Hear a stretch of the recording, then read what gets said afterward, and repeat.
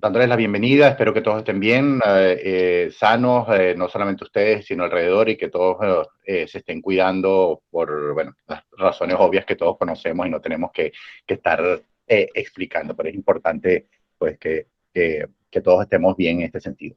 Y el objetivo de de esta conversación, y bueno, tenemos unas láminas, pero básicamente es para ayudarnos a desarrollar algunas ideas, es conversar un poco sobre lo que nosotros estamos viendo en la región. Nosotros como grupo tenemos cobertura desde Estados Unidos hasta Argentina, de ahí cubrimos más de 21 países. Y eso nos permite básicamente como que tomar la temperatura y un termómetro, no solamente en un país, sino en múltiples países, qué es lo que está pasando, si hay áreas en común, y en base a eso, pues reaccionar y poder ofrecer soluciones, etcétera. Entonces, ahorita los voy a dejar con Juan, quien va a presentar un poco lo que estamos viendo en números en la región. Y después vamos a conversar un poco sobre cómo vemos nosotros la tecnología como un antídoto, como una solución, y cómo lo estamos viendo con casos reales con nuestros clientes y con nuestro mercado. Para poder pintar como una realidad, en este caso la nuestra, en nuestro mercado, de cómo la tecnología está ayudando a las empresas, cómo la tecnología que presenta, si bien genera a veces algunos retos o challenges para empresas, pero que en términos generales la están adoptando, la están tomando, la están aprovechando. Entonces, después vamos a hablar un poco de eso. Entonces, ahorita los dejo con Juan para la primera parte. Juan. Gracias, Enrique, y muchas gracias a todos por acompañarnos el día de hoy y especialmente gracias al equipo de Touchpoint por organizar todo el evento del día de hoy, ¿no? Vamos a empezar poniéndonos un poco en contexto, aunque ya creo que todos estamos obligados o obligatoriamente en contexto con todo lo que está ocurriendo porque nadie escapa a lo que está pasando. Desde el punto de vista de negocios y de la economía mundial, hemos visto que se ha afectado de manera muy severa y especialmente en algunos países y en algunos sectores. Esta afectación, de hecho, se está materializando en una limitación directa a la producción de bienes y servicios, lo cual genera recesión y ha generado desempleo en todos los países del mundo.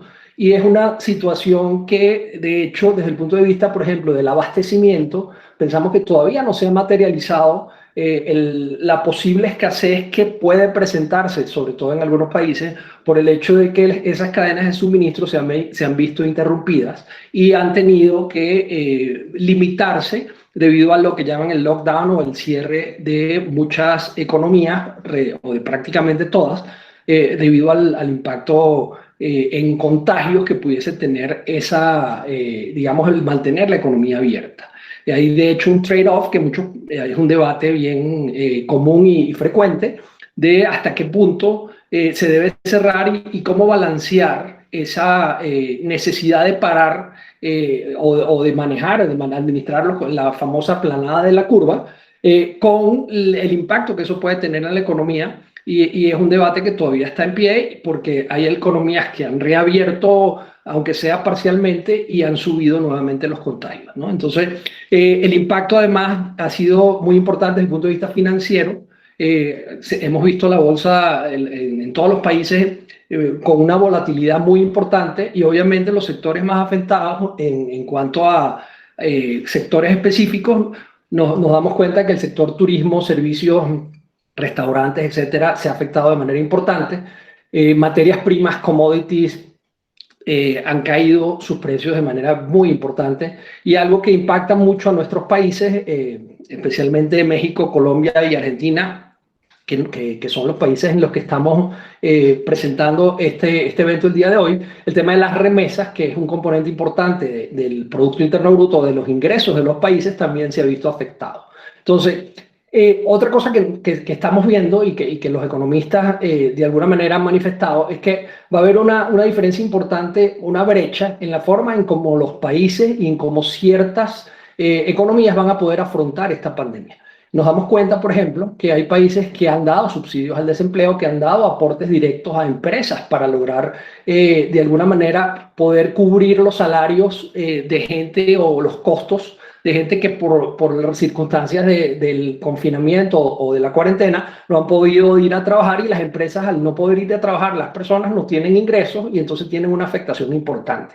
Entonces los países que están dando apoyo a las pymes, a las empresas privadas, que son las que realmente generan el empleo, el 80-90% del empleo en la mayoría de los países de América Latina son generados por el sector privado. Y en ese caso, por ejemplo, en el caso de México, nos damos cuenta que hay una falta de apoyo. Esto es un periódico muy importante acá en México. Para quienes no están en México, es el diario Reforma, en donde la mayoría de los países han buscado, por ejemplo, diferir impuestos como una de las medidas más empleadas. En el caso de México, no solo no se difirieron impuestos, sino que al contrario, en abril las empresas tenían que declarar y tuvieron que declarar y pagar impuestos.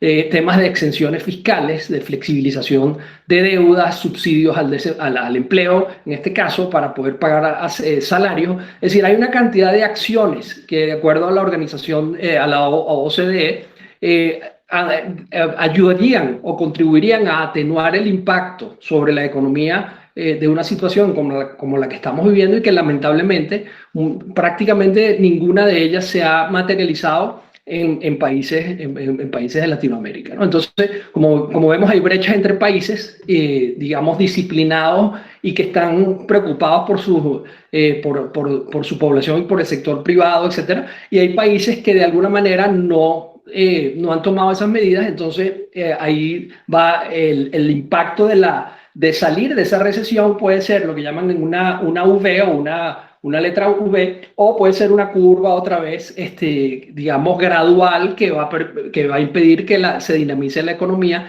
en un tiempo más rápido, ¿no? Entonces, desde el punto de vista práctico, esas brechas están afectando a países y a sectores específicos. Ahora, hablemos de cómo además está lo que llaman una nueva normalidad, que francamente yo no la veo nada normal. Hay un tema importante que nos exige a todos una empatía obligatoria para reducir una brecha que se ha ensanchado con esa pandemia. ¿A qué me refiero con esto? La gente, cuando no tiene empatía, dice, bueno, si alguien está mal y yo estoy bien, no me importa. Y eso es algo que lamentablemente se presenta en muchas situaciones. Hay muchas inequidades en nuestros países. Sin embargo, la pandemia nos ha enseñado a todos que si yo estoy bien, pero mi vecino está enfermo o está contagiado, lo más probable es que yo también me contagie. O sea, al final del día, todo el mundo se va a contagiar más tarde que temprano, o más temprano que tarde.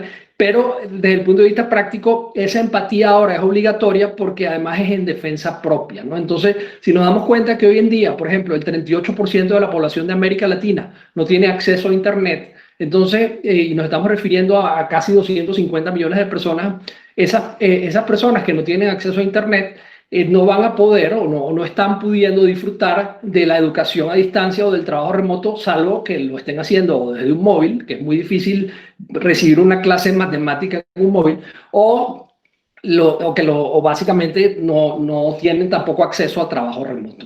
Y otro tema importante es que solo el 20-30% de la fuerza laboral en promedio puede hacer trabajo remoto, porque hay muchos trabajos que por su naturaleza no permiten el que se hagan, digamos, desde las casas de las personas, ¿no?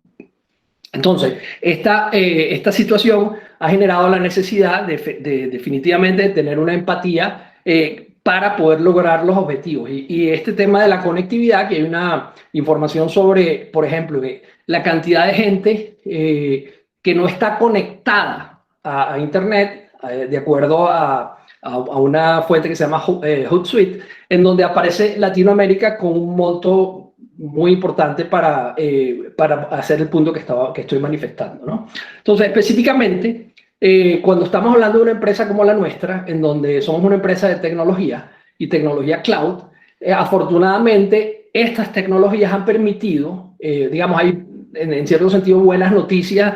El hecho de que existan estas tecnologías ha permitido crear soluciones innovadoras para apoyar a la población a través de los gobiernos o de servicios de salud o empresas ante la pandemia o la situación del COVID-19. Aquí tenemos 4 ejemplos específicos. Lo primero, en el caso de Estados Unidos, se desarrolló el COVID-19 National Response Portal, que es un portal en los Estados Unidos para permitir que hospitales y comunidades compartan datos y colaboren de forma efectiva para poder dar respuestas y acciones oportunas ante la pandemia. Todo esto se montó en la plataforma de Google Cloud, que es la que nuestra empresa comercializa.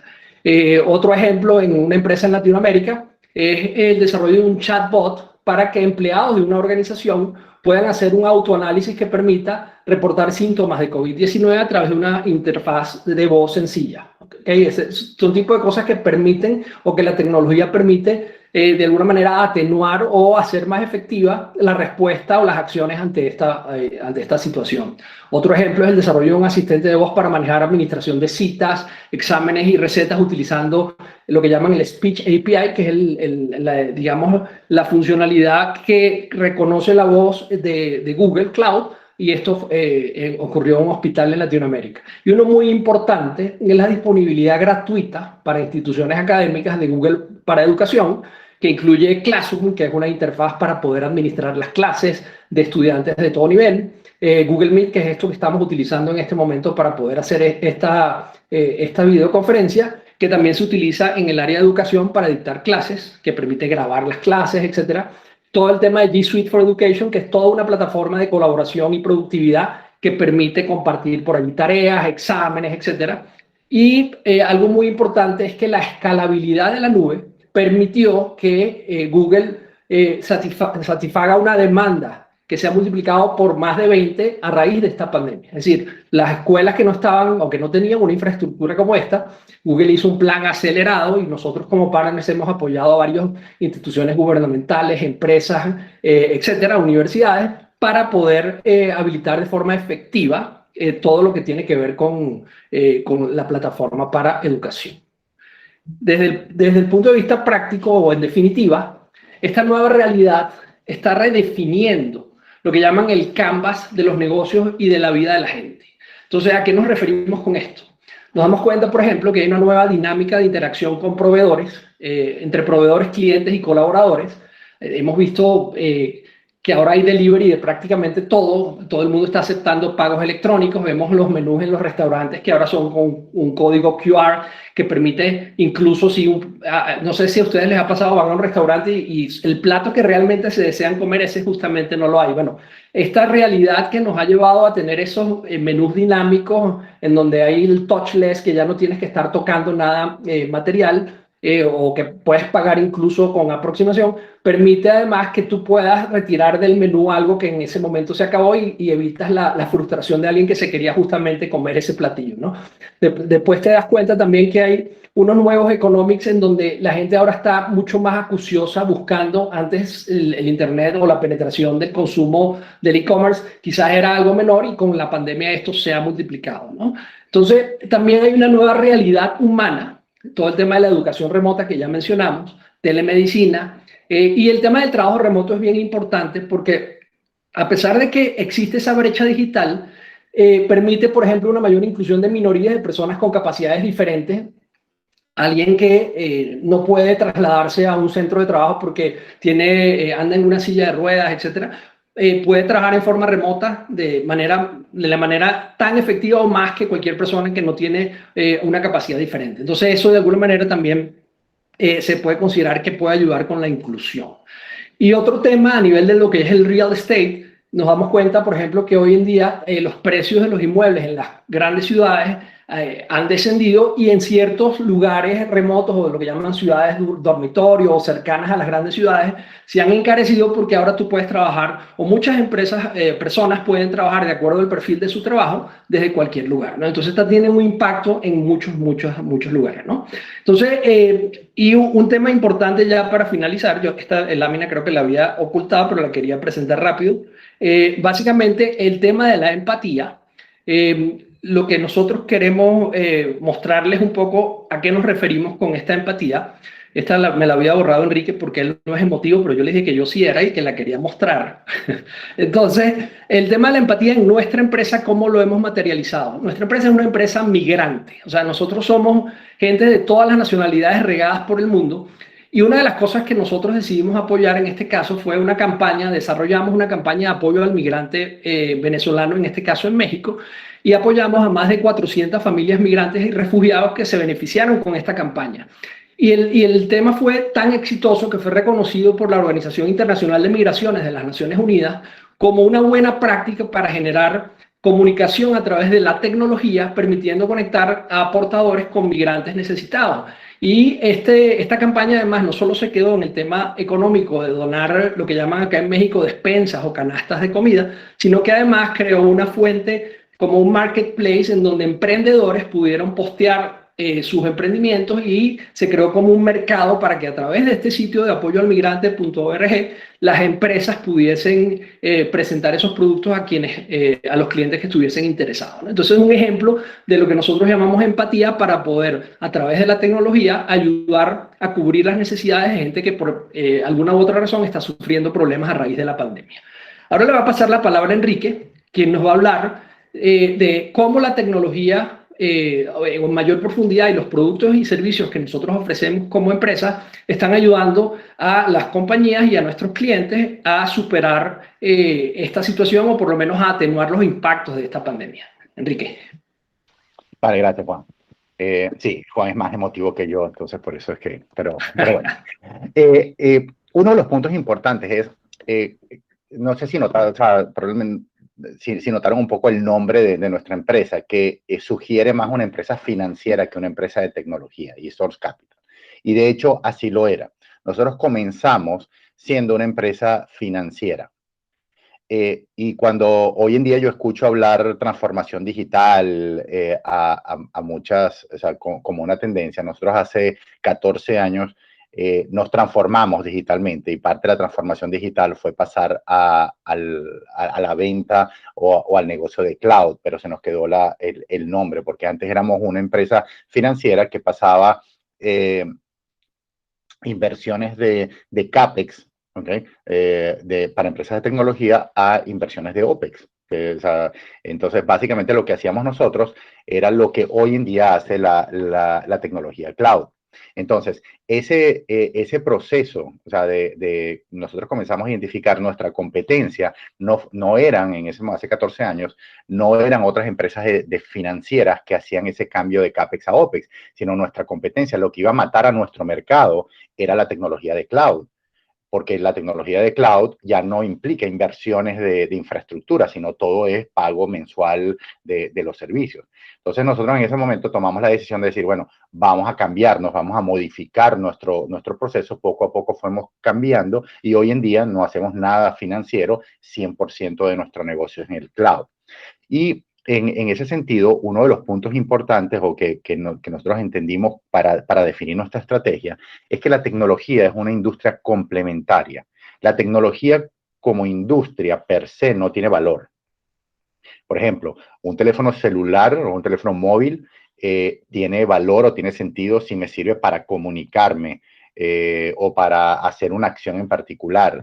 La tecnología aplicada a los bancos, la tecnología aplicada a la educación, la tecnología aplicada a la vida cotidiana. Entonces son tecnologías complementarias, es una industria complementaria y eso tenemos que tenerlo claro. ¿Por qué? Porque uno de los aspectos importantes para nosotros es cómo nosotros le agregamos valor, o si quieres pasa la lámina, Juan, cómo le agregamos valor nosotros a nuestros clientes y a la comunidad en particular.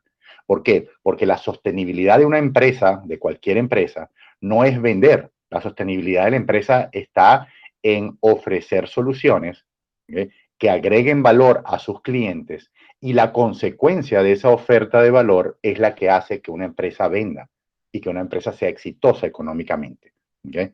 El éxito, otra vez, y yo me voy, el objetivo de nosotros es siempre, ok, cómo yo le agrego valor a mi mercado y los estados financieros son una consecuencia del valor que nosotros le agregamos al mercado.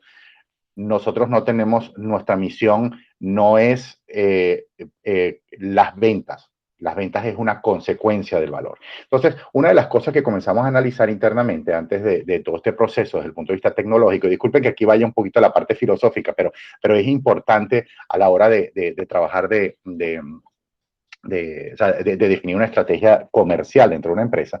Nosotros definimos un concepto que se llama índice de aprovechamiento de vida. No sé si ustedes reconocen a la persona que está ahí, a la foto de esa persona. Ella es Marie Kondo, ¿ok? Muy famosa, ¿ok?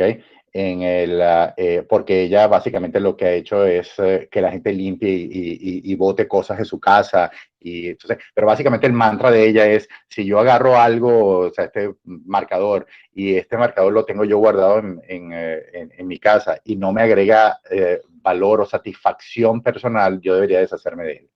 ¿Okay? Es básicamente como que salir de las cosas materiales que no me agregan valor. En el caso de índice de aprovechamiento de vida es algo muy similar.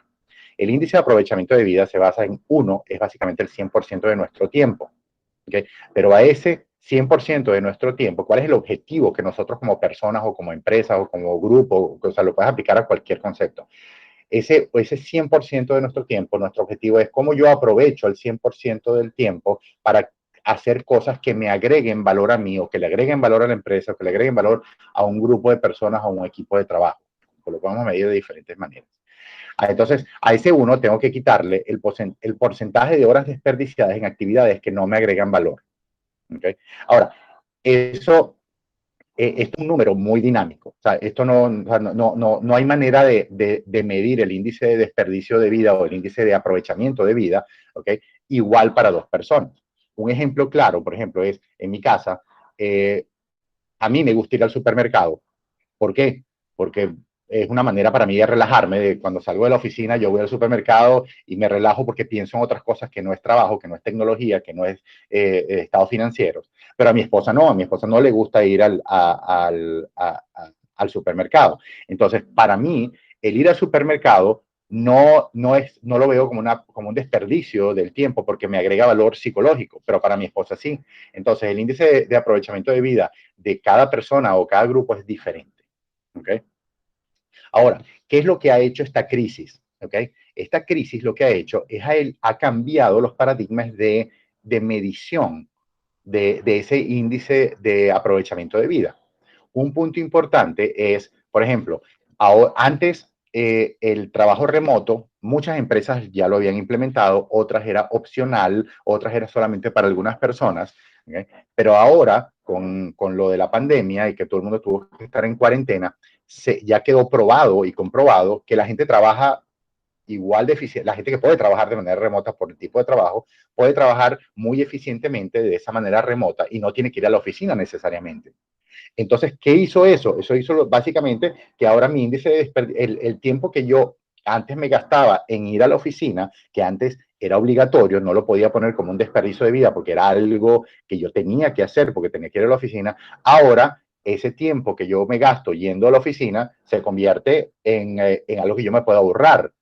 Y al ahorrármelo, entonces ahora mejoro mi índice de desperdicio de vida. Entonces, uno de los, el objetivo de por qué este concepto filosófico de índice de aprovechamiento de vida es porque entonces ahora nosotros vamos a, ok, ¿cuáles son las tecnologías que nosotros como grupo empresarial vamos a apoyar y vamos a ofrecer al mercado?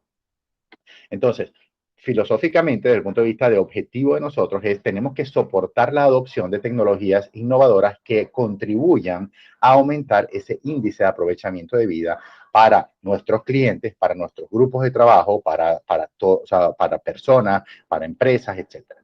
Y para ello escogimos, y porque nosotros somos partners de Google desde hace 14 años, pues cuáles son tres tecnologías de Google. Una es Google Maps, otra es G Suite y otra es Google Cloud Platform. Son tres tecnologías de Google que nosotros seleccionamos para empujar. Entonces vamos a ver cómo cada una de ellas y cuál ha sido nuestro enfoque para ayudar a esta. Antes de comenzar a hablar de Google Maps y Google Waze, les voy a hacer una prueba en vivo. ¿Ustedes me escuchan bien? ¿Escuchan ruido alrededor mío? O sea, ¿se escucha bien? Ok.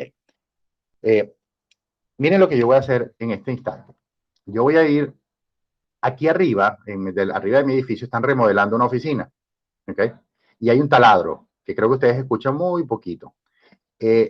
Si no hubiese sido por la tecnología, por una funcionalidad que tiene Google Meet de cancelación de ruido alrededor, yo hubiese tenido que mudarme ahorita para esta conferencia. ¿Ok? Juan va a mostrar ahí en el punto, ahí está configuración y tiene reducción de ruido. Yo para mostrarles esto voy a entrar en mi micrófono un segundo, ¿ok? Y voy a quitar la cancelación de ruido. ¿Están escuchando el taladro? ¿Ok? Sí, sí, sí. Okay. Ok, lo voy a volver a poner la cancelación de ruido para seguir porque es una tortura. ¿Ok? Entonces, fíjense cómo la tecnología en este caso, y ahorita voy a entrar en el resto, pero cómo las tecnologías en este caso de cancelación de ruido, ¿ok? Se convirtió en un antídoto y me permitió a mí ahorrarme el tiempo de irme a otra oficina o irme a mi casa o irme a otro lado para poder atender esto. Entonces, la tecnología bien adoptada, la tecnología bien entendida, nos puede dar una serie de beneficios y me aumenta mi índice de aprovechamiento de vida. Hoy mi índice de aprovechamiento de vida, esa funcionalidad de cancelación de ruido, me aumentó mi índice de desperdicio, índice de aprovechamiento de vida hoy, porque si no hubiese tenido que tomar tiempo haciendo otras cosas. Ahora, vamos a la parte de Google Maps, por ejemplo, ¿ok? Y Waze. Waze lo compró Google hace como 7 años, algo por el estilo. Entonces, uno de los puntos importantes es Google Maps ha mejorado el índice de aprovechamiento de vida. ¿Por qué? Porque ahora cuando yo tengo que ir de un lugar A a un lugar B, ¿okay? Yo utilizo Google Maps y generalmente o lo que promueve esto es que me va a ahorrar unos minutos, ¿okay? O me va a buscar el camino más corto o el camino con menos tráfico, ¿okay? ¿Qué significa eso? Que me ahorró tiempo, me mejoró mi índice de aprovechamiento de vida. Pero adicionalmente también disminuye la huella de carbono. ¿Por qué? Porque más o menos, y otra vez, hay unas estadísticas, yo aquí agarré unas estadísticas de internet y saqué unos promedios, pero si, o sea, otra vez, esto no es un estudio hecho por una empresa X, yo lo que hice es, bueno, en promedio, ¿cuánto consume un automóvil prendido por minuto? O sea, ¿cuánto genera de CO2? Y más o menos son 80 gramos de CO2 por minuto. ¿Ok? Si vemos en esta gráfica, hay más o menos 200 millones de usuarios de aplicaciones estilo Google Maps, que puede ser Google Maps, Waze, Apple Maps, MapQuest, etcétera. Pero todos tienen la misma funcionalidad. Son más o menos 200 millones de usuarios en los Estados Unidos. ¿Ok? Eso significa, ¿okay?, que por cada minuto que estos usuarios utilizan esta aplicación y me ahorró en tiempo por cada minuto, son 16,000 toneladas de CO2 por minuto que se ahorran con esto. Y si cada uno de nosotros utiliza esto, o estos 200 millones de usuarios, le ahorra 10 minutos promedio por día el uso de este mapa, o sea, ese nivel de eficiencia que es muy bajo, ¿ok? Estamos hablando más o menos o sea, 58,000 toneladas anuales, básicamente, de CO2 que me ahorra simplemente el uso de esta tecnología. Entonces, además del índice de aprovechamiento de vida que me lo mejora, también tiene una contribución muy buena con respecto a el otro. Entonces, esa es una de las razones por las cuales nosotros decidimos que esta me gusta, agrega valor, y entonces nosotros creamos una práctica de Google Maps para empresas. ¿Qué ha pasado? Que, o sea, y te dirán, bueno, pero Google Maps es gratuito. Sí, es gratuito para nosotros, los usuarios finales, pero para las empresas que tienen delivery, para que las empresas que tienen ruteo, o sea, tienen camiones que tienen que definir rutas, pues obviamente cuáles son las rutas más eficientes, por dónde me voy a ir, por dónde. Entonces hay prácticas y hay software y herramientas, obviamente, para empresas para aprovechar este tipo de almacén. Entonces decidimos, vamos a crear una práctica, creamos valor a nuestros clientes, creamos valor, ayudamos también desde el punto de vista de ser verde o ser green en el mercado, porque obviamente el mercado le gusta. Entonces decidimos lanzar o sea, apoyar esta tecnología, crear soluciones, y eso nos ha permitido crecer mucho en esta área. Recuérdense que nuestro objetivo es, o sea, el aumento de las ventas y el éxito económico es la consecuencia de ofrecer las soluciones adecuadas para el mercado. Vamos con la siguiente, ¿ok? El otro de los aspectos es el trabajar de la casa. ¿Okay? Trabajar de la casa, no tengo que explicarles, casi todos estamos, o sea, trabajando de casa, o en mi caso, la oficina me queda a una cuadra de la casa y por eso vengo para acá, pero casi todos estamos trabajando desde ese punto de vista. Entonces, el ahorro de tiempo, en este caso, nos estamos ahorrando el commute, el ir a la oficina.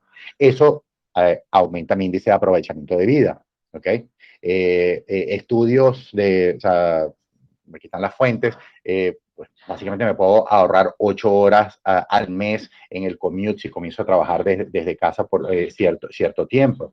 Pero esas 8 horas al mes, cuando ustedes lo anualizan, en algunos casos lo que me ahorro en el commute a veces es más al año que lo que me dan de vacaciones en el año. En algunos países, ¿ok? Entonces, tienes un beneficio pues muy interesante en ese sentido, además de que reduce la huella de carbono, porque va a haber menos gente en ese sentido. Y para los trabajadores, otro de los aspectos importantes que estamos comenzando a ver es que si anteriormente teníamos que tener, si la pareja trabajaba, tenía que tener dos automóviles, ¿okay?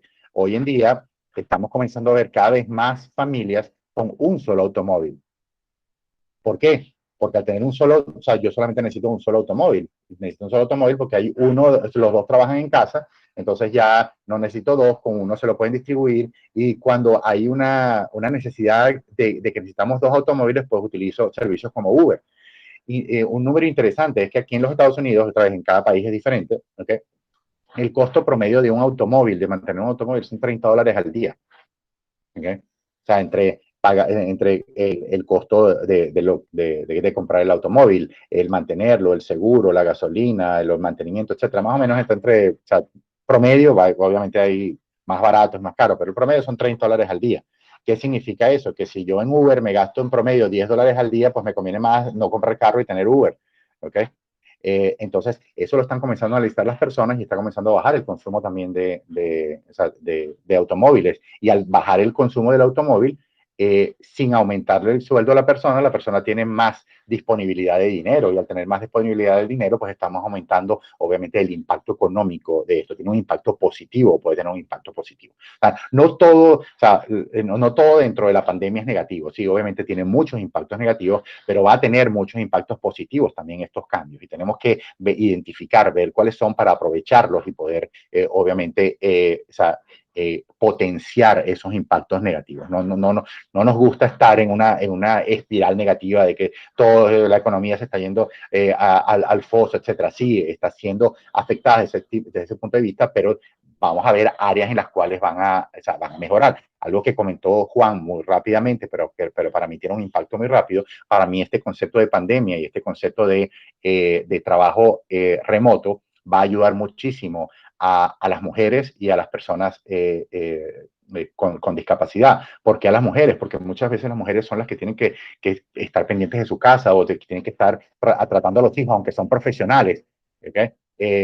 Hoy en día, o sea, si soy una mujer, puedo agarrar y decir, mira, sí, yo tengo que estar pendiente de mis hijos, tengo que buscarlos del colegio, pero al mismo tiempo puedo trabajar de manera remota, entonces me da más oportunidades y lo mismo con los discapacitados. Entonces ahí pueden haber pues aspectos positivos, ¿okay? En la parte de inclusión que Juan lo mencionó bien.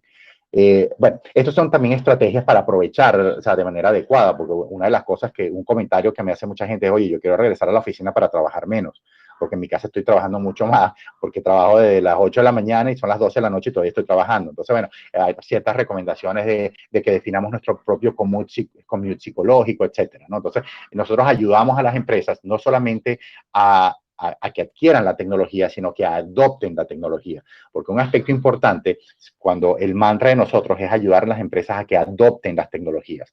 Una cosa que nos dimos cuenta con esta pandemia es que el 100% de las empresas que nos contrataron posteriormente, ahorita en esta pandemia, para ayudarlos a trabajar con las tecnologías, ya habían comprado Google o habían comprado tecnologías para trabajar de manera remota, pero no la habían adoptado de la manera correcta. Entonces, el punto importante es cómo los ayudamos a trabajar. ¿Okay?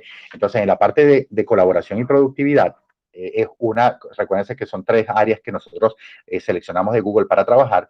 Esto es básicamente lo que estamos usando ahorita, es justamente una de las herramientas que nosotros decidimos ofrecer al mercado, ¿okay? para ayudar. Y en este caso, ¿okay? ¿Cómo ayuda esto al índice de aprovechamiento de vida? Es uno, ¿okay? El trabajo remoto. Fíjense, Juan está en México, yo estoy en Miami, y ustedes vieron el comentario que yo le dije de manera insensible a Juan de que esta lámina yo la eliminaría. Fíjense que no es que nosotros trabajamos juntos en una oficina, esto yo la eliminaría o no, trabajamos de manera remota y yo le hice comentarios, ese comentario de hecho se lo hice anoche como a las 9 de la noche o 10 de la noche. de manera asíncrona. Entonces la colaboración, el tiempo de búsqueda de herramientas lo reducimos, entonces aumentamos el índice de aprovechamiento de vida. Documentos colaborativos, y ya no, o sea, y ahorita les voy a decir cómo, o sea, cómo ahorra, o sea, herramientas, la adopción correcta de trabajos colaborativos. La teoría de micromovimientos, que ahorita la voy a explicar un poco de manera rápida. El trabajo remoto, herramientas como la que estamos viendo ahora, no la tengo que explicar, ¿ok? Y entonces nosotros desarrollamos una práctica dentro de nuestra empresa de colaboración y transformación, ¿okay?, basada en G Suite. Ahora, ¿cómo afecta esto? Porque uno de los puntos importantes es que yo tengo que agregarle valor. Recuérdense que nuestra filosofía es cómo yo le agrego valor a mis clientes. Entonces, uno de los puntos importantes es una mezcla de teoría de micromovimientos y la herramienta de colaboración, ¿sí? En promedio, la manera como antes se colaboraba era yo agarraba un documento y lo compartía con 4 personas, con 5, con las que tenga que compartirlo, y lo mandaba por un email, y se la mandaba ese documento, se lo mandaba a esas 4 personas. Pero entonces cada una de esas 4 personas hacía cambios en el documento y se la mandaba otra vez a las mismas 4 personas, o sea, bueno, ellos y a las otras 3. Entonces, básicamente en la primera iteración tenemos 4x4, tenemos 16 copias del documento, porque cada uno la mandó. Y esa es la versión 1. Luego viene versión 2, luego viene versión 3, versión final 1, versión final 2, versión ya la mandé y no la vuelven a tocar, versión ya la mandé y no la vuelven a tocar 1, y al final no sabemos cuál es la versión correcta, entonces perdemos muchísimo tiempo trabajando de esa manera. El ejemplo que vimos con mi comentario y que lo eliminaría, etcétera, si nosotros hacemos un análisis económico, y ya lo hemos hecho en base a nosotros tenemos más de 2.000 clientes en la región y tenemos algunas estadísticas de ahorro, de uso. Entonces, un documento, ¿ok?, compartido por 4 personas, en promedio tiene 10 versiones, ¿ok? 1 hora por versión por persona es igual a 40 horas de trabajo. Más o menos la mitad de esas 40 horas son utilizadas para revisar y comparar versiones. Entonces, 20 horas o sea, utilizando herramientas como Google G Suite, en la cual no hay un documento, sino que compartimos un documento y no hay versionamiento, sino todos trabajamos sobre el mismo documento, me estaría ahorrando unas 20 horas por cada una de estas comparaciones, o sea, de estos documentos que estoy compartiendo. En promedio, y en números en Latinoamérica, el costo de 1 hora hombre son $10. No es lo que le pagan a la persona, sino es el costo para la empresa, porque es lo que le pagan a la persona más el costo de mantener a la persona, de recursos humanos, de oficinas, etcétera, el costo real, el total cost de una persona.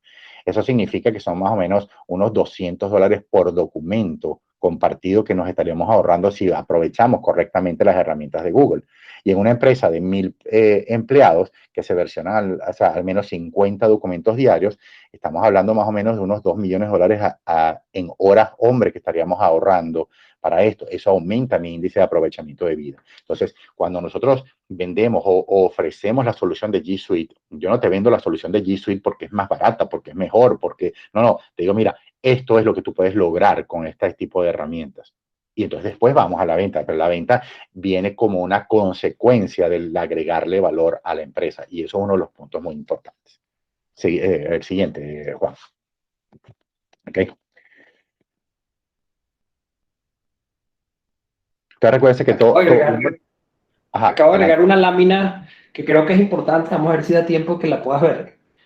Sobre el tema del valor, hay un estudio independiente de una empresa que se llama Forrester. Esa empresa fundamentalmente lo que hizo fue agarró a 6 empresas que habían migrado a G Suite.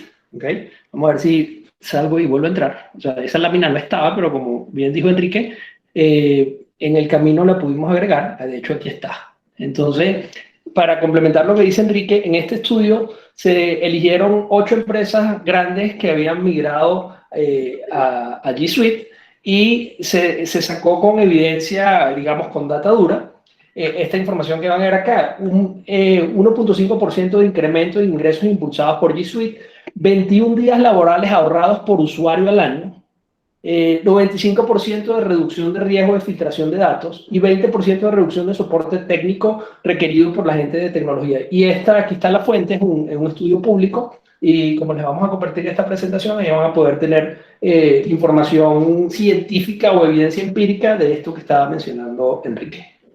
Y para mí uno de los puntos importantes, recuérdense, y yo siempre dentro de la empresa o los lineamientos son, o sea, la solución que le estamos ofreciendo al cliente le agrega valor real, no valor estratégico. A mí la palabra estratégico no me gusta mucho. ¿Por qué? Porque la palabra estratégico muchas veces se utiliza para, eh, para no justificar el valor económico. No, no, tienes que tomar esta decisión porque es estratégica. ¿Ok?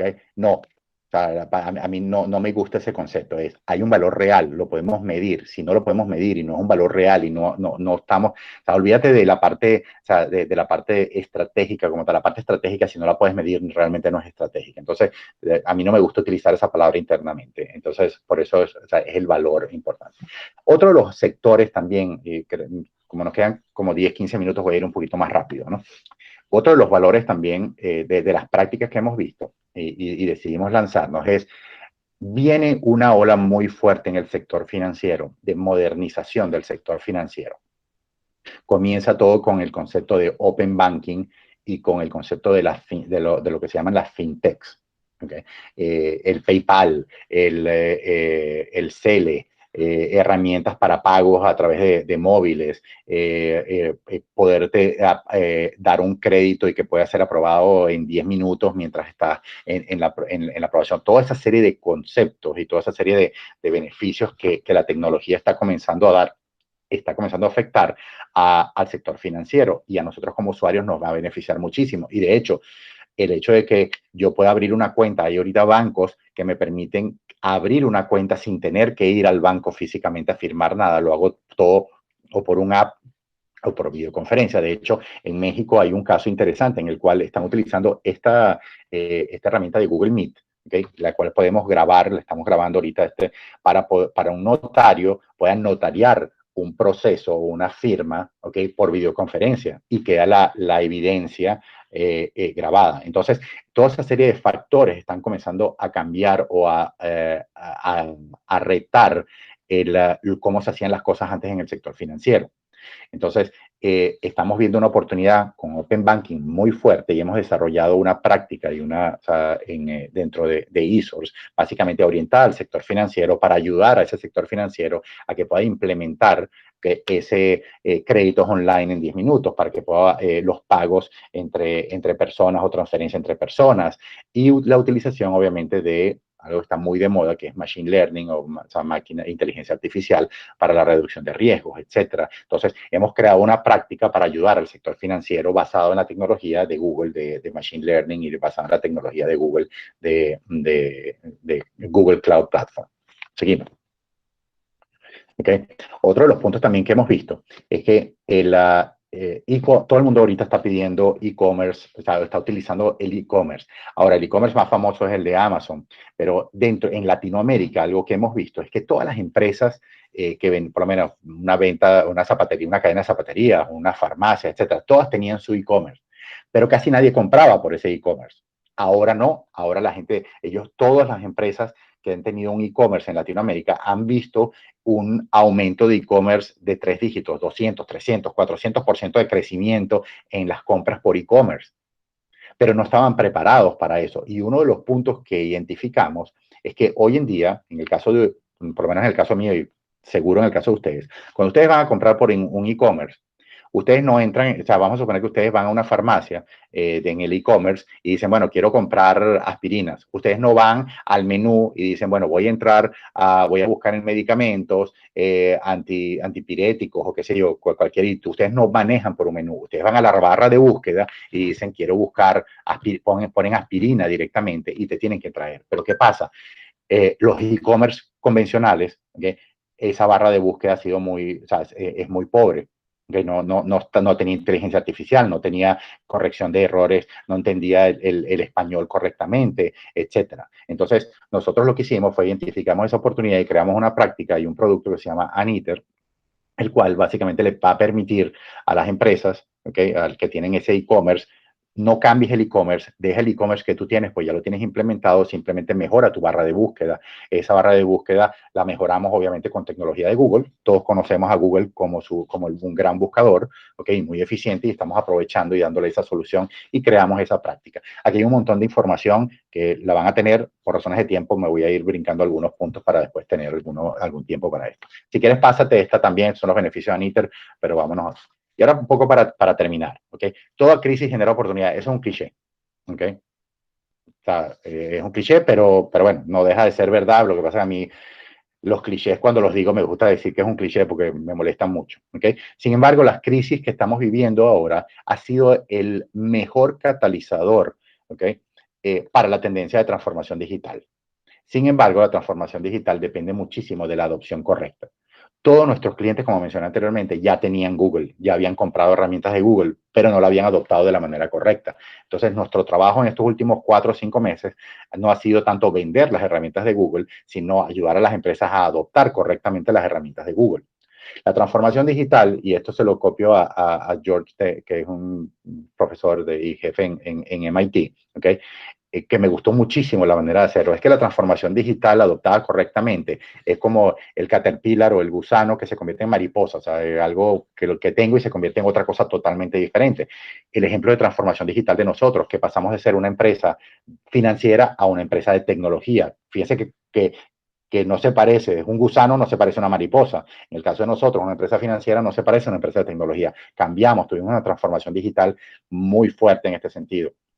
Pero la transformación digital mal planteada es básicamente pasamos de ser un gusano más rápido, pero no cambiamos realmente. ¿Okay? Entonces, la clave con el mensaje que nosotros le damos a nuestros clientes e internamente nosotros trabajamos es, uno, tenemos nuestro mantra, ¿okay? Es ayudar a las empresas a adoptar tecnologías innovadoras que le agreguen valor a cada uno de ellos. ¿Okay? Entonces, eso es uno de los puntos importantes en este sentido. Entonces, con esto creo que terminamos la presentación y ahorita pues abrimos a preguntas, respuestas, etcétera, y lo que ustedes quieran para el siguiente paso.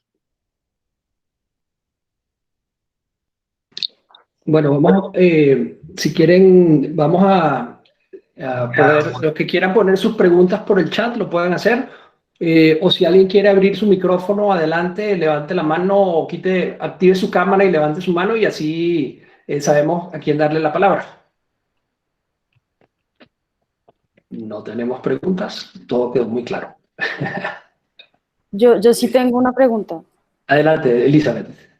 Pues más que una pregunta, con lo que ustedes hacen, que me parece muy interesante y tienen toda la razón, ha sido muy importante como la tecnología, cómo nos hemos adaptado a la tecnología. Siempre hay algo que me ronda por la cabeza, y es que pues cuando uno crea tecnología, en este caso ustedes que están tan metidos en este tema, hay una responsabilidad también para que las personas aprendan a usar esa tecnología, porque si no, se va a quedar estancado.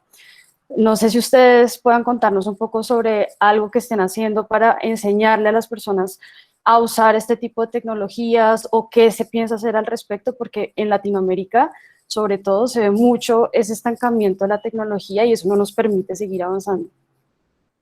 Totalmente. De hecho, el punto que tocabas de mencionar va muy acorde con el que es cómo ayuda, el mantra de nosotros, la palabra adopción es importante y va en línea con lo que tocabas de decir. De hecho, lo vemos muchísimo. Yo me he convertido y mis hijas nos hemos convertido en el helpdesk de toda nuestra familia en el uso de videoconferencias, ya sea Zoom, ya sea WhatsApp, ya sea los cumpleaños ahorita se hacen por videoconferencia porque estamos todos regados, etcétera. Pero el típico es, ok, todos estamos en la videoconferencia, algo tan sencillo como que, bueno, ponte en mute o comparte la cámara o cambia ese tipo de cosas. Es así como que, bueno, yo llamo a mi papá por el otro lado, papá, ok, mira, hay un botoncito rojo que está ahí, etcétera. Básicamente nos convertimos en el helpdesk y es a donde tú vas. Obviamente potenciado ahora a empresas o a usuarios finales. ¿Okay? Entonces, sí, la respuesta nosotros damos cerca de 4 o 5 webinars al mes y lo hemos estado dando desde hace, yo creo que como 4 o 5 años. Nosotros tenemos un equipo completo que se llama Customer for Life, CFL. ¿ok? O sea, clientes para toda la vida. Y una vez, o sea, nosotros, como mencioné anteriormente, nosotros tenemos más de 2.000 clientes en la región y son clientes que mantenemos, porque recuérdense que en el cloud, ventas de cloud y soluciones de nube son repetitivas o son recurrentes. Todos los años tenemos el cliente y van renovando los servicios. Entonces, tenemos que garantizar que el cliente se va a quedar de por vida. Y una de las claves que hemos identificado nosotros es el punto que tú dices. ¿Cómo yo garantizo que el cliente adopte la tecnología? Porque si no la adopta, el año que viene no la renueva. ¿Okay? Y si no la renueva, pierdo la venta. O sea, pierdo el revenue. Entonces, nosotros hemos creado prácticas muy concretas. Por ejemplo, tenemos webinars y tenemos maneras de entrenamiento. Lo vemos de diferente. Tenemos, por ejemplo, un e-learning gratuito para todos nuestros clientes, donde pueden aprender.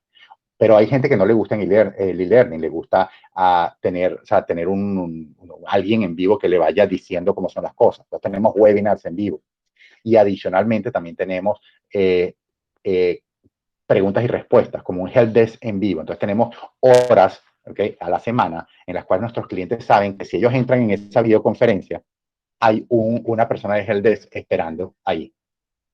Entonces, entra y pueden hacer preguntas, pueden hacer, o sea, mira, muéstrame cómo hago esto, etcétera. Entonces, lo estamos haciendo de manera remota, pero nos enfocamos al uso, cómo utilizas tú la tecnología. Y algo que hemos aprendido con todo esto es las preguntas frecuentes. O sea, hemos definido como que cuáles son las preguntas frecuentes que nos hacen todos nuestros clientes y los errores más comunes. Entonces, esos los convertimos en microvideos de 2 o 3 minutos y los ponemos en el e-learning de nosotros para que sea más fácil también. Pero el punto que tú dices es súper importante. Todas las empresas que venden tecnología deberían, no todos los hacen, pero deberían de tener, pues obviamente, esa práctica de adopción para todos sus clientes, para que puedan aprovechar y aprender a usar la tecnología de la manera correcta. Jorge Medina tiene una pregunta. Tu micrófono está apagado, si lo puedes encender, por favor. En la parte inferior, en el centro. Ahí, adelante. Bueno, a Juan y a Enrique muy claros en lo que han explicado. Muchas gracias. Siempre será oportuno obtener más ilustración sobre estos temas tan importantes.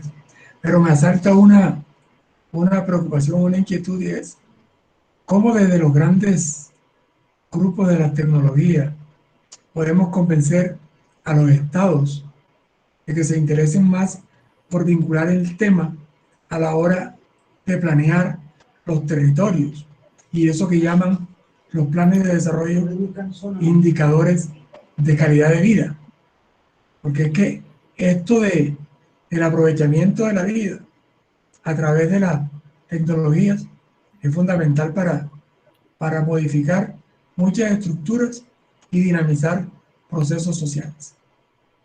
Totalmente. Fíjate, una de las cosas que hemos notado es nosotros tenemos un porcentaje de clientes que son gobierno y es básicamente el uso de las soluciones que les hemos ofrecido y hemos implementado en gobierno históricamente, o sea, en los últimos 14 años, han sido soluciones para uso interno, colaboración o servidores para guardar data, etcétera.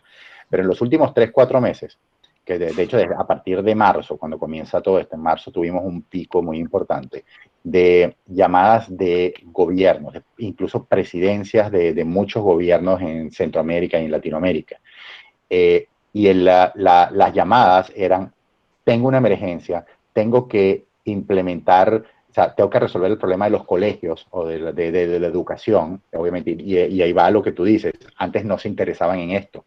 Okay, era así como que, bueno, sí, la tecnología, pero ahora se vieron obligados, por eso, o sea, el COVID ha sido un catalizador buenísimo, la parte positiva de esto, quitando toda la parte mala, obviamente, o sea, pero la parte positiva es que incluso hasta los gobiernos se han dado cuenta de que, oye, yo tengo que darle servicio a las escuelas públicas, tengo que resolver el problema de las escuelas públicas, o también tengo que resolver el problema de cómo hago para que la gente siga, qué sé yo, teniendo el servicio del Ministerio del Trabajo, por lo menos en un país en Centroamérica, nos llamó el Ministerio del Trabajo y digo, mira, yo tengo cerca de 2.000 formularios en papel, ¿ok?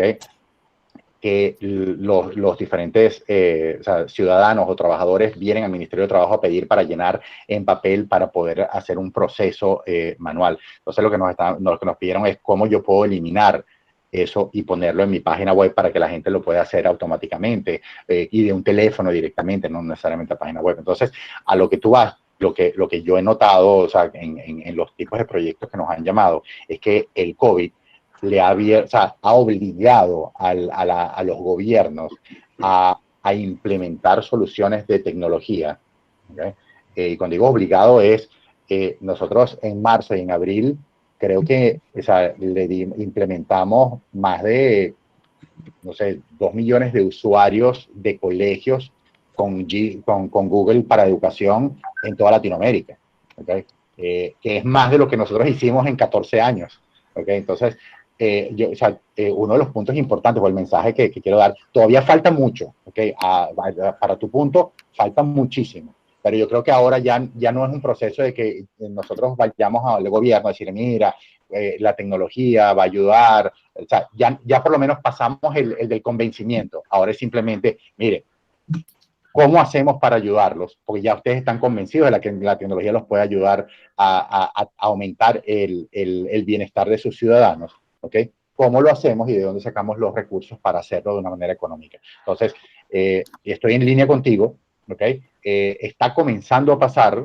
¿Ok? Eso es una de las partes positivas. Ya no hay que convencer a la gente de esto, pero falta todavía mucho camino por recorrer. Entonces, yo creo que después de que pase todo y que comencemos a nivelarnos un poco más en las partes económicas, en las emergencias de gobierno, yo creo que va a haber un terreno muy fértil para poder ofrecer este tipo de soluciones a gobiernos y que sean aceptadas de manera adecuada. Estamos sobre la hora. Tengo 3 preguntas por el chat o 4 preguntas por el chat. Tengo una pregunta de Gilda Sarmiento. ¿Para una microempresa es posible adoptar esta tecnología? Efectivamente, sí. Para que no se encadene, Enrique, déjame responder yo esta. Básicamente, si ustedes se ponen a analizar, una de las ventajas más importantes de la nube es el pago por uso, otro es la escalabilidad. Y si se dan cuenta, Uber, Airbnb empezaron siendo microempresas. O sea, todas las empresas que hoy en día son exitosas en Internet aprovecharon las virtudes de la nube para poder empezar, como mencionó Enrique en su presentación, cambiando lo que era una inversión de capital millonaria de tener miles de servidores para poder montar una infraestructura como la de Uber, de Airbnb o de cualquier otra empresa de estas que hoy en día son lo que llaman los unicornios. No hubiesen podido hacerlo si no hubiesen esas ventajas de que no tuvieron que hacer la inversión de capital, ya la hizo otro por ellos, de que el pago es por uso y que si son exitosos efectivamente van a poder tener la escalabilidad, brindar el servicio y pagar por ese uso. Y hay un caso bien importante que esa escalabilidad funciona hacia arriba y hacia abajo. Nosotros tenemos el caso de un cliente que es una línea aérea que de la noche a la mañana a raíz de la pandemia pasó a cero su facturación, pero digamos sus ventas de boletos aéreos, pero afortunadamente como estaban todo montado en la nube, también su factura de cloud se fue prácticamente a cero. ¿Por qué? Porque no tenían movimientos y eso es algo bien importante. Voy con la siguiente pregunta. Juan, Sí, Juan, adelante, te abro Margaret. un paréntesis. Bueno, estamos aquí encantados todos, ha sido muy, muy grato. Recordemos que una de las promesas era que a las 10 terminábamos. Entonces, alto. Quien quiera quedarse, hay más preguntas. Aquí también en mi celular, en mi chat, tengo preguntas. Entonces, quienes quieran continuar, tenemos unos minutos, hasta 15 minutos más si es necesario para poder contestar las preguntas. Pero si alguien debe retirarse, esa era la promesa, que a las 10 terminábamos. Entonces, simplemente es eso. Juan, sigue Gracias, con Margaret. y luego te leo la que tenemos acá en el celular, ¿de acuerdo? Si quieres, lee la tuya de una vez. Bueno, esta es, nos dicen, maravilloso el índice de aprovechamiento de vida. ¿Por qué no masificarlo para que la gente vea que la pandemia tiene cosas buenas? Hay un lado positivo. Mira, no puedo estar más de acuerdo. O sea, lo que pasa es que uno de los puntos importantes es que las noticias buenas no venden, lamentablemente. Que lo que vende son las noticias malas.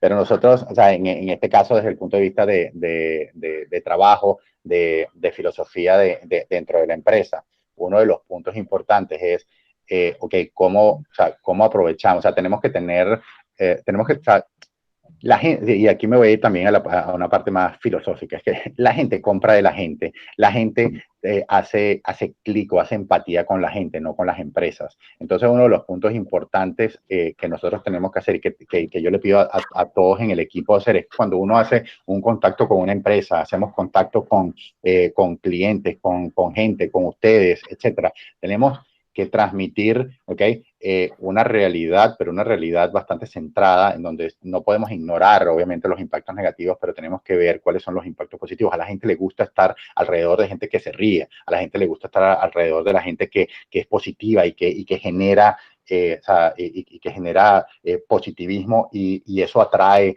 también positivismo, sin entrar en la parte esotérica de este tipo de conversaciones. Entonces, 100% de acuerdo con el comentario. Nosotros tratamos de transmitir eso, ponemos nuestro grano de arena, pero es una cuestión de que poco a poco, yo creo que tenemos que ir cambiando de que todo es negativo, todas las noticias son negativos, todo, eso es lo que vende, entonces la gente entra en unas espirales negativas. Una de las cosas importantes, y yo sé que yo me encadeno a veces con la respuesta, como dice Juan, pero uno de los puntos importantes es que todo el mundo piensa de que no, es que el mundo está peor y hay más pobreza en el mundo. No, señores. Yo creo que si seguimos con si ven los números y las estadísticas, capaz que en 20, en 30 años podemos eliminar la pobreza, porque cada vez hay menos pobreza. Lo que pasa es que la tecnología hoy en día, antes nosotros no sabíamos que había pobreza en otros países, pues no la veíamos, pero ahorita con los medios de comunicación nos las presentan. Pero si vamos a estadísticas y a todas las cosas, estamos eliminando pobreza, estamos erradicando un montón de enfermedades, etcétera. Entonces, tenemos que todos poner nuestro grano de arena en el sentido de que, otra vez, sin ignorar, obviamente, la realidad y la parte dura, pero ponerle la parte positiva a este tipo de aspectos y cómo la aprovechamos. Perfecto. Hay dos preguntas de Frida Fernández. Voy a leerlas las dos juntas. Y como son de México, la voy a responder yo. Esa es una ventaja de ser moderador. Bueno, dice, buen día, quien guste contestar. ¿Qué pasa con la adopción y percepción sobre soluciones de seguridad? Entiendo que las herramientas de Google ya traen candados y superprotección cifrada, pero en México, ¿cuáles o de qué tipo son las herramientas alternas que adoptan los usuarios? Y aquí no podría ser tan actual la pregunta de Frida. Imagínense, esto es solo, y yo lo iba a incorporar a la presentación, este es el periódico de esta mañana, ¿no? Y trae estadísticas no solamente de México, sino también de Colombia y de Argentina. México está en el segundo lugar en ciberataques. ¿Qué es un ciberataque? Y fíjense lo que dice en la parte de arriba, registran usuarios del hogar problemas en pandemia.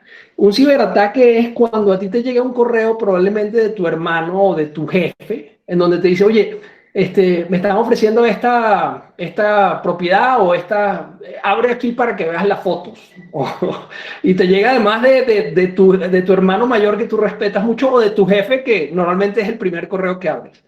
Bueno, imagínense ustedes que la mayor, a pesar de, como bien dice Frida, Google es si no la compañía que tiene por grandes números, por ley de grandes números, el mayor número de usuarios de correo electrónico en el mundo, porque tiene el Gmail personal, aparte de los 6 millones de empresas que tienen cerca de, billones de usuarios prácticamente de correo electrónico. Eso permite crear los mejores filtros contra virus, spam y lo que llaman phishing attacks, ataques de phishing, de pescar, de que pescan tus credenciales para poder hacerse de tu información con tu usuario y tu contraseña. Google creó además métodos de autenticación alterna, segundo nivel de autenticación, como los tokens de los bancos, que permiten que en el momento en que tú trates de que, por ejemplo, estés en un café de internet y te conectes, y en lugar de que estés conectándote al módem del café, te estés conectando a un módem que un hacker simuló con el nombre Infinitum Móvil, que siempre te conectas, por ejemplo, aquí en el caso de México,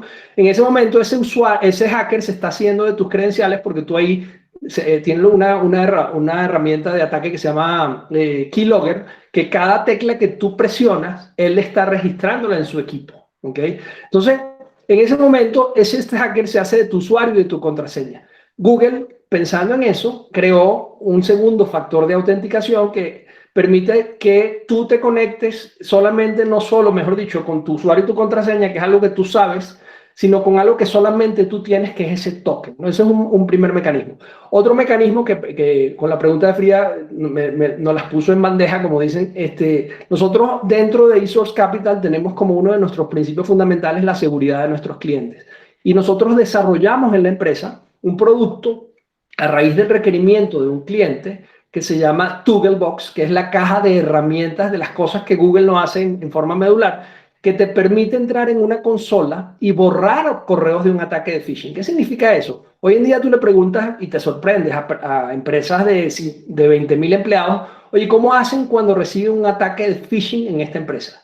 Entonces el director de tecnología te dice, no, le avisamos a todo el mundo que no abra ese correo que de verdad no viene del jefe, o le mandamos un correo sobre el correo y la terminamos regando más. Nosotros dentro de la empresa desarrollamos dentro del grupo eSource Capital esta herramienta que se llama Togglebox, que si la googlean se van a dar cuenta que hoy en día tiene cerca de 1 millón de usuarios y se utiliza en todo el mundo y permite que si se voló todos los filtros de phishing y de spam de Google, el ataque de phishing que llegó a tu empresa, tú a través de una consola puedas borrar ese correo. Entonces, sí existen mecanismos, es un tema de responsabilidad compartida, hay muchísimo que hacer, muchísimo camino que recorrer en el tema de seguridad, pero es una excelente pregunta y gracias por formularla. Y la otra pregunta de Frida es que las empresas que se dedican al sector de entretenimiento, ¿cuáles son las herramientas que más utilizan? Y si podríamos detallar un poquito más las afectaciones a esta industria. Esta te la paso a ti, Enrique.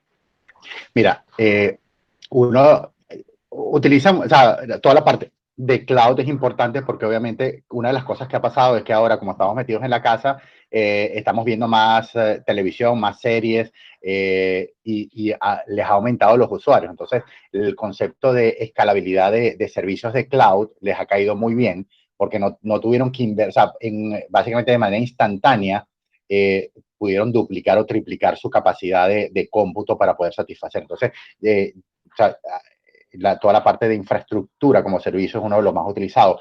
Pero uno de los aspectos también interesantes, y para que vean el nivel de creatividad, hay una empresa en Nueva York. O sea, en Nueva York tienen todo su, o sea, el Broadway y todas las obras de teatro, etcétera. Y obviamente ese mercado se murió porque nadie está yendo a los teatros, nadie está yendo, o sea, por razones de pandemia y cuarentena, etcétera. Pero hubo una empresa, una startup en Nueva York que creó, utilizando los servicios de videoconferencia como el que estamos utilizando ahorita, ¿okay?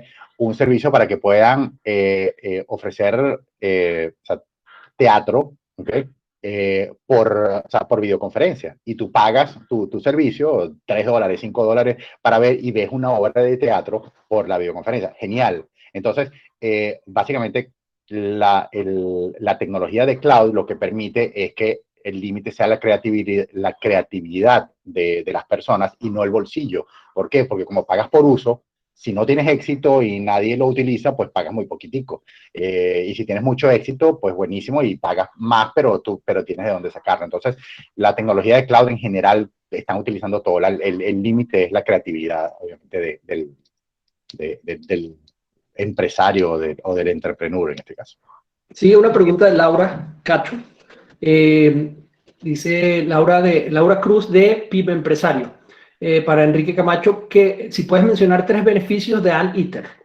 Ok, Aniteer, bueno, Aniteer es ¿cómo es? El oso comedor de hormigas. O sea, el oso hormiguero. Oso hormiguero, ok. Y lo que es básicamente lo que queremos emular ahí con ese nombre es que es un buscador, porque básicamente va buscando en todos los puntos. Entonces, uno de los puntos importantes, si ustedes entran vayan a la farmacia de su país, en el e-commerce, ¿okay? Y van a ver la barra de búsqueda.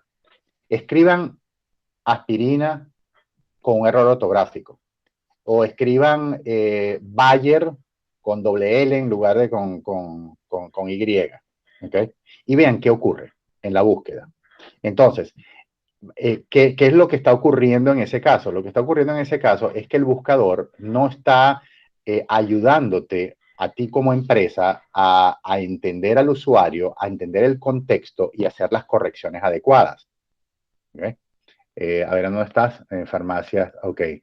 Vamos a poner aquí. La puse con Z. Ok.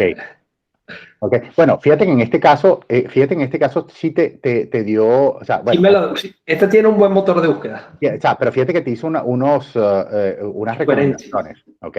Y entonces te lo va buscando, ¿ok? Entonces fíjate que te corrigió. Entonces, en este caso, te corrigió. Otra de las cosas es también, si yo estoy buscando aspirina, vamos a suponer, yo voy a buscar aspirina, pero de 81 miligramos. ¿Quién usa aspirina de 81 miligramos? Solamente 2 personas. Los niños, que ya las mamás prácticamente nunca la compran porque compran o acetaminofén o otras cosas, pero también las personas que tienen problemas del corazón, porque es un anticoagulante. Entonces, el que compra aspirina de 81 miligramos, ¿okay? Yo también debería decirle de manera inteligente, si estás pidiendo aspirina de 81 miligramos, te debería recomendar también una medicina anti, qué sé yo, antipresión, o sea, para bajarte la presión, etcétera. Entonces, lo que hace Aniter es básicamente es un buscador con ese nivel de inteligencia que te permite es que tú puedes hacer recomendaciones, puedes hacer asociaciones, generalmente compras junto, si compras la aspiritina de 81 miligramos, también me compras qué sé yo, un antiinflamatorio o me compras un medidor de la presión sanguínea, etcétera. Entonces te hace recomendaciones inteligentes. Eso es lo que hace Aniter de una manera muy rápida y lo podemos implementar básicamente en una semana, entonces le damos esos beneficios a esas empresas. La siguiente pregunta viene de William Díaz y pregunta qué tanto se están utilizando estas herramientas en el sector financiero. Muchísimo. De hecho, hoy en día estamos trabajando con un banco en Guatemala que estuvimos trabajando por muchísimo tiempo y analizando las cosas, y en los últimos 2 meses lanzamos unos productos con ellos para poder abrir una cuenta sin tener que ir a la oficina. Antes tú, si querías abrir una cuenta de cheque, una cuenta de ahorro, ¿okay? Tenías que ir a la oficina físicamente, firmar, poner tu dedo con sangre, porque, no sé, te mandaban a hacer un montón de cosas. Hoy en día te permiten abrirlo desde el teléfono o desde un computador. ¿Qué ha ocurrido con la pandemia también? Lo que ha ocurrido con la pandemia es que ha aumentado el nivel de bancarización de las personas en Latinoamérica. El número de personas en Latinoamérica sin cuentas bancarias es muy alto y todavía sigue siendo, pero está disminuyendo. ¿Por qué? Porque ahora como tengo que comprar por e-commerce, o tengo que ir a comprar en un lugar y la única manera que me acepten la compra, ya no me aceptan billetes porque están contaminados, sino que quieren utilizar el teléfono o una tarjeta. Entonces lo que están haciendo están obligando a la gente que no estaba bancarizada a bancarizarse. Y entonces, ¿cómo yo bancarizo a esa gente de una manera muy eficiente sin que tengan que ir a la oficina del banco? Entonces, uno de los puntos positivos también dentro de esta pandemia es que está obligando a la gente o está bancarizando a la gente, y eso después va a tener una serie de efectos positivos a la hora del comercio, porque va a haber más rotación de dinero, etcétera. Entonces, la adopción en el área financiera es muy alta. Excelente. Creo que se nos acabó el tiempo. Le paso la palabra a Margaret para que hagamos un cierre y gracias a todos por acompañarnos. Bueno, muchísimas gracias. Bueno, nos pasamos un poquito, pero creo que todos estaban muy interesados.